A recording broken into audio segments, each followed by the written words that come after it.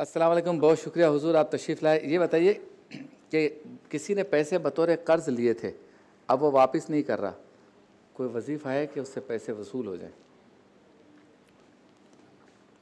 बिस्मिल्लाहिर्रहमानिर्रहीम इहदिनस सिरातल मुस्तक़ीम सदक़ल्लाहुल अज़ीम।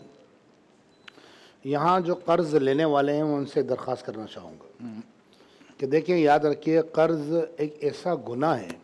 कर्ज़ लेना जायज़ है, देना भी जायज़ है, लेकिन अगर अदा ना करे तो ये ऐसा गुनाह है कि शहीद ना, हदीस पाक में फरमाया गया कि शहीद का खून का पहला कतरा जब ज़मीन पर गिरता है, फरमाया सिवाय कर्ज़ के हर गुनाह माफ़ कर दिया जाता है। कर्ज़ माफ़ नहीं होगा अल्लाह, क्योंकि हक़ुल अब्द है। तो लिहाजा जितने भी अहबाब जो सुन रहे हैं, हमारे यहाँ तो एक फैशन बन गया है, कहते हैं कर्ज़ देना बेवकूफ़ी है और लेकर वापस देना उससे बड़ी बेवकूफ़ी है। नऊज़ुबिल्लाह, मार्केट में ये बात की जाती है। तो लिहाजा जो कर्ज़ देकर लेकर वापस नहीं देते हैं उनको डर जाना चाहिए। बाज़ औक़ात ऐसा भी सुनने में आता है कि कर्ज़ लिया हुआ है सारे ज़माने को, पूरी फैमिली, हम वो नहीं कहते कि आप उम्र पे नहीं जाएं, हज पे नहीं जाएं, अल्लाह आपको हम सबको बार बार ले जाए उस मुक़द्दस बारगाह में, लेकिन ऐसा देखने में आता है कि जनाब दुनिया जहाँ के उसमें पैसे देने और वो हर साल मदीना मुनव्वरा में, हर साल हज पे जा रहे हैं, हर साल इधर उधर पाकिस्तान भर में और बैरून मुल्क टूर्स पे सैर सपाटों के लिए जा रहे हैं और लोगों के पैसे देने हैं। तो लिहाजा पहले कर्ज़ अदा करें, क्योंकि मरने के बाद आप देखें, याद रखिए कि जो आपके अजीज़ रिश्तेदार, हर रिश्ता काबिल एहतराम, लेकिन आमतौर पर जो इस वक्त मौजूदा सूरत हाल है, मौजूदा सूरत हाल ये कि औलाद ना फरमान है, तो जो औलाद आपका कहना नहीं मान रही वो आपका कर्जा क्या अदा करेगी। लेकिन अगर बाद का ऐसा होता है कि वो कोई वाकई कर्ज लेके फंस जाता है तो फिर उसके साथ आसानी वाला मामला करना चाहिए। लेकिन अगर बाद का ऐसा होता है कि किसी चीटर से सामना हो जाता है, उसका काम ही चीट करना है, फ्रॉड करना है, धोखे देना है, पैसा है उसके पास।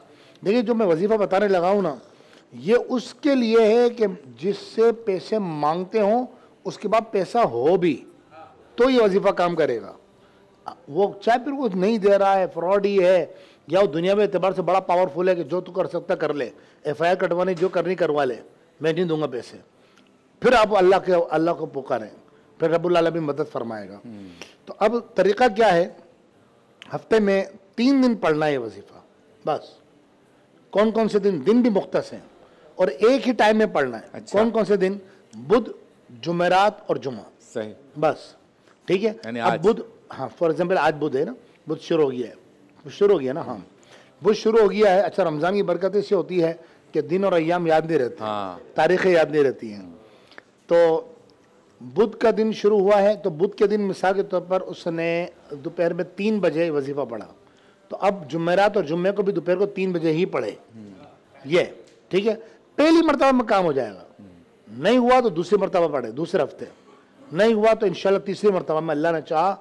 बस बुजुर्गों ने यहाँ तक फरमाया कि वो हाथ जोड़ के पैसे देगा, तेरे पैसे ले ले भाई। अच्छा, अल्हम्दुलिल्लाह। वजीफा क्या है?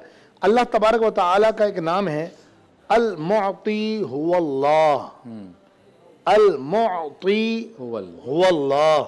अच्छा, हुवल्लाहु नहीं पढ़ना है, हाँ को साकिन करना, हुवल्लाह, अल मुअती हुवल्लाह, ये पढ़ना है 1100 मरतबा। जब आप 1100 मरतबा पढ़ेंगे, बुध के दिन 1100 मरतबा पढ़े, जुमेरात के दिन 1100 मरतबा पढ़े, जुम्मे के दिन, तो इंशाअल्लाह अल्लाह रब्बुल इज़्ज़त ने चाहा तो इंशाअल्लाह खैर आफियत से उनके पैसे अदा हो जाएंगे और आज निकल आएंगे। हम दुआ गो हैं, आज बड़ी रात है, ताक़रात है, दूसरी ताक़रात है। हम दुआ करते हैं कि जिनके पैसे अटके हुए हैं अल्लाह पाक खैर आफियत के साथ आसानी वाले मामला फरमाएँ और अल्लाह उनका पैसा लेना और जिनका देना है अल्लाह उनके लिए देना आसान फरमा देना।